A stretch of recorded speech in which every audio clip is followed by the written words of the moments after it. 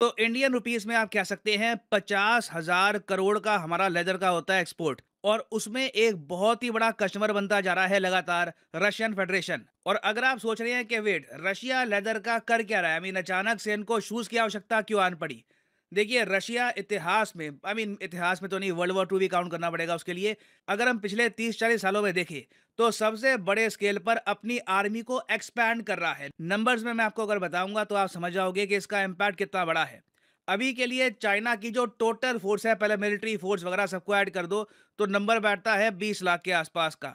India की सारी forces को आप अगर ऐड कर दो तो नंबर रफली 14 से लेकर 15 लाख के आसपास बैठता है। यूएसए का भी ऑलमोस्ट इतना ही है। मगर रशिया का यूक्रेन वॉर की स्टार्टिंग में टोटल नंबर था मिलिट्री फोर्स का 10 लाख, ठीक है।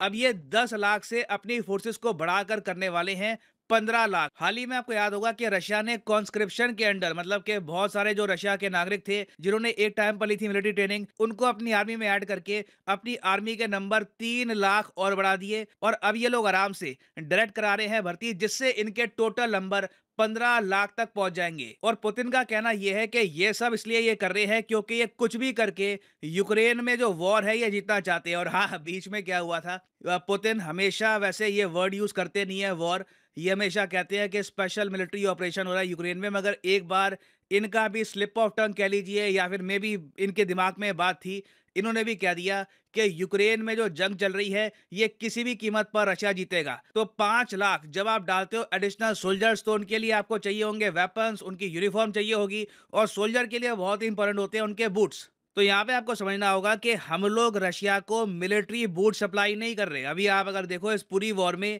इंडिया ने इस बात का ध्यान रखा है कि कोई भी वेपन, कोई भी एम्युनिशन, इवन कोई मिलिट्री हेलमेट भी इंडिया से रशिया में एक्सपोर्ट ना हो जाए। और इंडिया के अलावा इवन चाइना ने भी इस बात का ध्यान रखा है कि कहीं से भी ये कोई मिलिट्री हार्डवेयर रशिया को एक्सपोर्ट ना कर दे, क्योंकि जैसे ये हो गया तो यूएस और बाकी पश्चिमी देश लगातार सैंक्शन लगा देंगे उस कंपनी पर। तो इंडिया का केस आप अगर देखो तो बहुत हद तक जेन्युइन है। हम लोग बस लेदर एक्सपोर्ट कर रहे हैं रशिया को, ठीक है। अब रशिया उसके बाद उस लेदर का क्या बनाए, पर्स बनाए, जूते बनाए, वॉर बूट्स बनाए, या कुछ भी बनाए, ये उन पे डिपेंड कर। अगर हम डायरेक्टली सप्लाई कर रहे होते सोल्जर्स के लिए बूट्स, तो हो सकता था कि यूके मीडिया कहवाता कि इंडिया एनेबल कर रहा है रशिया के वॉर एफर्ट्स को। और इंडियन पर्सपेक्टिव से आप अगर सोच कर देखें तो कहीं से भी अगर हम रशिया को कुछ एक्सपोर्ट कर पाए ना, तो इंडिया के लिए बहुत अच्छी बात है। क्योंकि वैसे